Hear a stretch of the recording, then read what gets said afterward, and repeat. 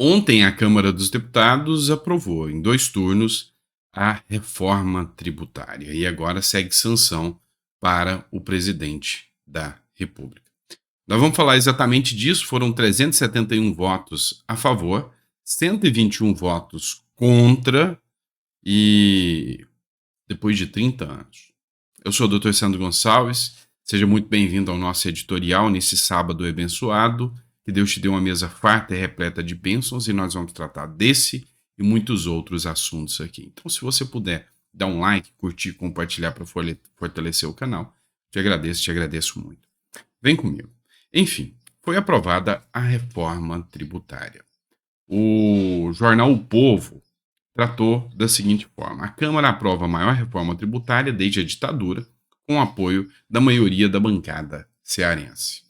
Após 30 anos de tentativas frustradas, a Câmara dos Deputados aprovou em votação histórica o texto final da proposta de emenda à Constituição, a PEC, da reforma tributária. É a primeira grande mudança no sistema de tributos desde o fim da ditadura militar no país. A última reforma tributária dessa magnitude ocorreu há 60 anos, quando foram criados o ICMS e o ICSS, tributos cobrados sobre mercadorias e serviços, considerados inovadores à época. Na bancada cearense, foram 17 votos a favor, 3 contra e 2 parlamentares que não votaram no primeiro turno.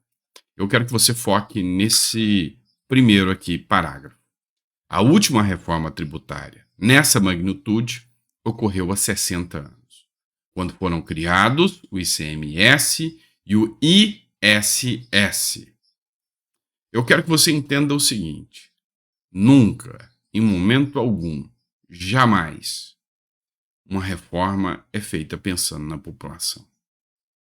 Lá atrás, 60 anos atrás, na grande reforma tributária, foi para aumentar impostos para você. Hoje, 60 anos depois, foi para aumentar impostos para você. Ah, mas isso aí que você está falando não tem sentido.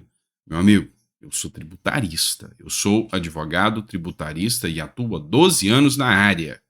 Eu te garanto, prepare-se, você vai pagar mais impostos.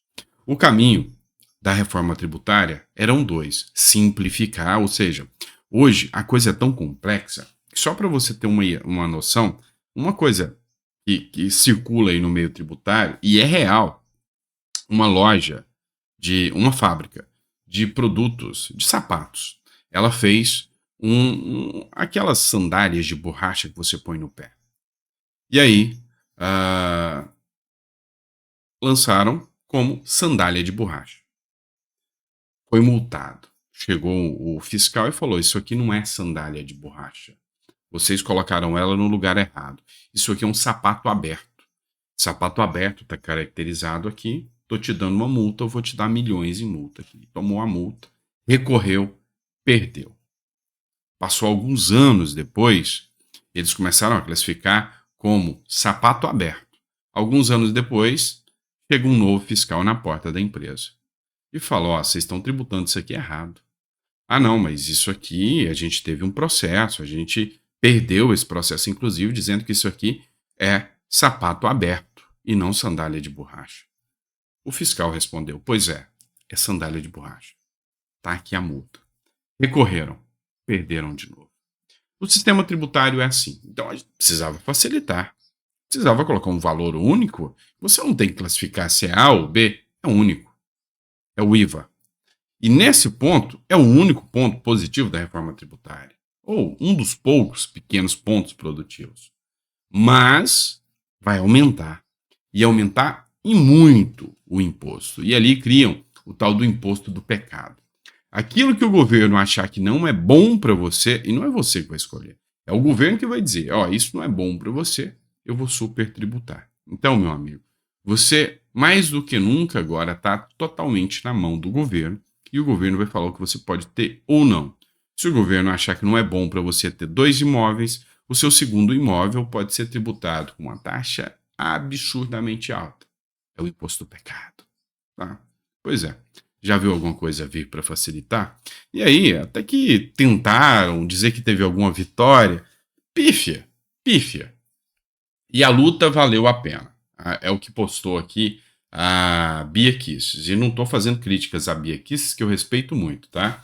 Após 12 horas de obstrução, ou seja, o PL e o Partido Novo fizeram obstrução segurando para não votar, mas perderam, tá? Essa obstrução, ou seja, a reforma tributária foi votada. Conseguimos vencer o último destaque de autoria do deputado Eduardo Bolsonaro e retiramos do texto o aumento de imposto sobre as armas. Eles precisavam de 308 votos, mas só conseguiram 293. Vitória para os CACs, os policiais e a legítima defesa. Era para aplaudir, tá? Bia Kicis, eu tenho muito respeito a Bia Kicis, ela escreveu, a luta valeu a pena. É complicado. Por quê? Vamos lá. É mais ou menos eu chegar em você agora e falar para você o seguinte, olha, eu quero te dar uma boa notícia. A partir de agora, eu vou reduzir o imposto para Ferrari. Aí você vai falar, mas eu sou pobre, eu não dou conta de comprar uma Ferrari. Qual a vantagem disso? Pois é, eu vou reduzir os impostos para armas. Tá, mas o governo trava, eu não consigo comprar uma arma. Então, qual a vantagem disso? Então, uma vitória pequena, muito pequena, perto do tamanho do estrago que essa reforma tributária vai causar. Vamos falar de Milei agora, matéria do Conexão Política. O governo de Milei anuncia prisão imediata de arruaceiros que bloquearem as ruas na Argentina. Vamos lá. A esquerda está empolvorosa. Ditador. Milei é ditador, é mau. Porque agora ele falou que quem se manifestar contra o governo Milei vai se lascar. Vai ser preso. Isso aí é coisa de ditador. Tá de piada, né? Olha o que está acontecendo aqui no Brasil. O que o Milei fez foi o seguinte, olha, isso ainda no seu discurso. O direito dos cidadãos começam aonde termina o direito dos outros. É o seguinte, se você quiser se manifestar, você pode. Mas se você vir dar uma de black bloc, fechar a rua, bloquear a rua, você vai ser preso. Você vai ser levado para a cadeia. E aí, dois sinais aqui se acendem. O primeiro sinal é o seguinte. Aqui no Brasil, o crime é você vestir verde e amarelo e falar Bolsonaro, mito. Aí, meu amigo, você não pode se manifestar e o crime está feito. Você vai para a cadeia e aí é muitos anos de cadeia. Agora, se o crime for parar a rua, manifestar, fazer quebradeira e for arruaceiro, e aí não importa se você é de direita ou de esquerda, eu levanto e bato palmas de pé para o Milei. Qual o sinal que me acende? Eu já falei para vocês aqui sobre o Nayib Bukele. Nayib Bukele, presidente do El Salvador, ele pegou um país destroçado. O país que tinha os maiores índices de violência das Américas. Ele entrou e falou, aqui bandido não se cria. Aqui bandido vai para cadeia. Ah, tá faltando lugar nas prisões, então construa mais prisões. O cidadão tem que se sentir seguro. Construiu mais prisões, todos que eram ligados a facções e gangues foram para as cadeias. E a turma dos direitos humanos histérica. Meu Deus, estão prendendo as vítimas da sociedade. E o Bukele falou, olha, se você é desses ONGs de direitos humanos, venha para defender o cidadão de bem de El Salvador. Aqui vocês não se criam. E aí o cara tem 95% de aprovação. Será que Milei entendeu que este é o caminho? É cortar na fonte, é cortar a criminalidade, é cortar a corrupção. Será que o Milei vai conseguir fazer isso aqui na Argentina? Eu torço tanto para que ele consiga fazer.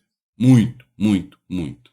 Assim, teremos um exemplo gigantesco do que o Bukele fez em El Salvador, Milei poderia fazer aqui na Argentina, e não pense, mas o país era pequeno. A mesma resistência que o Bukele teve lá, e o pior, pelo país ser pequeno, talvez mais difícil, o Milei terá e o Bolsonaro teve aqui. Só que o Bukele conseguiu atropelar isso e fazer com que o país fique 365 dias Um ano inteiro sem uma morte sequer. Porque quem matar lá vai para cadeia e não sai. Diferente do Brasil, que aqui basta você ser bolsonarista, né? Para ir para cadeia. Vamos lá. Olha essa matéria aqui da Gazeta do Povo. É o Brasil de volta, o amor voltou. Viagens de familiares de Lula custaram 4,2 milhões ao contribuinte. Matéria que está na Gazeta do Povo. Então, se você me acompanha aqui no canal, se você me segue, você sabe que eu sempre cito todas as fontes, todas as matérias aqui para vocês, tá bom? O que acontece? No governo Lula, todos os familiares do Lula têm proteção, militares, seguranças. E aí, foi noticiado aqui no portal da Transparência que teve esse gasto. Só que aí tem a LAI, Lei de Acesso à Informação. E aí a Gazeta do Povo mandou informações para que se explique como que esses 4,2 milhões foram gastos com os familiares do Lula em viagens. Para você ter uma noção, 4,2 milhões que os familiares do Lula viajaram é o equivalente ao orçamento que o Alckmin gastou em missão oficial como vice-presidente. Dá para você ter noção de quão escrachada a coisa se torna? E aí foi feita a solicitação pela LAI, Lei de Acesso à Informação, e o governo Lula simplesmente não deu resposta. É o governo menos transparente dos últimos anos. Outra matéria para vocês aqui, matéria agora do Metrópolis. A Sara Teófilo, que é quem escreveu a matéria. A Controladoria Geral da União recebe quatro denúncias por dia de corrupção no governo federal. A Controladoria Geral da União registrou neste ano de 2023 1.412 denúncias de corrupção em órgãos do governo federal, tá? Do governo Lula, do governo federal. A pasta com mais ocorrências é o Ministério da Saúde. O Brasil está de volta. O Brasil voltou. Ora, ou não era isso que você esperava? Era exatamente isso que a maioria dos brasileiros esperava. Só que quiseram assumir o risco. É o Brasil de volta. É mais ou menos aquele sistema. Você se casa com um rapaz. Esse rapaz te trai e te bate. E aí, você arruma outro. O outro te cuida bem, te dá condições de você ter liberdade. De repente você acha que o outro não é tão bom porque o vizinho começou a falar muito mal do outro. Você volta com o ex e vai querer que o ex haja diferente. Pois é, parabéns, você está no Brasil. Essa moça aqui é o Brasil, tá? E aí, por fim, para encerrar essa matéria aqui, esse editorial, sabadão, são menores os editoriais, eis que o Alexandre de Moraes vota a favor da condenação de outros 29 réus pelo 8 de janeiro. Matéria aqui é do jornalismo da TV Cultura. O ministro Alexandre de Moraes, do Supremo Tribunal Federal, votou a favor da condenação de mais de 29 réus por envolvimento nos atos golpistas do dia 8 de janeiro. Dado nesta sexta-feira, o parecer do magistrado propõe penas que variam de 14 a 17 anos de prisão. A nova rodada de julgamento se iniciou na madrugada em plenário virtual. Os bolsonaristas, e aqui eles deixam claro, qual o crime? Bolsonarismo. Julgados pela Suprema Corte, foram acusados pela Procuradoria-Geral da República pelos crimes de abolição violenta do Estado Democrático de Direito, golpe de Estado, dano qualificado, associação criminosa armada e deterioração do patrimônio público. O único crime que se pode levar a sério, deterioração do patrimônio público. Associação criminosa armada, o pessoal não estava armado. É um detalhe, né? Então, é meio estranho. Abolição democrática do Estado de Direito. Meu amigo, golpe de Estado. Um bando de gente, um bando de velhinho, velhinha, com Bíblia na mão. Alguns homens lá que, sabe, incautos, bocós. Vou falar a verdade, o cara que entrou e depredou não passa de um bocó. O mesmo bocó que entrou na Lesp e tentou quebrar o vidro para partir para cima dos deputados. Ainda pior, que lá eles iam partir para cima dos deputados. Bocós. E hoje, ser bocó dá 17 anos de cadeia. se você estiver vestido de verde e amarelo. Esse é o grande problema. Então, não pense que eu estou criticando aqui, eu como advogado, estou criticando a aplicação da lei. E me desculpem, inovação jurídica é um estado de exceção. E isso não cabe. Não dá para criar aqui um tribunal de exceção em que eu vou, nesse caso aqui, eu vou abrir uma exceção e vou julgar de tal forma. Pois é, a Constituição veda com todas as letras o tribunal de exceção. Mas o Brasil permite. Enfim, fazer o quê, né?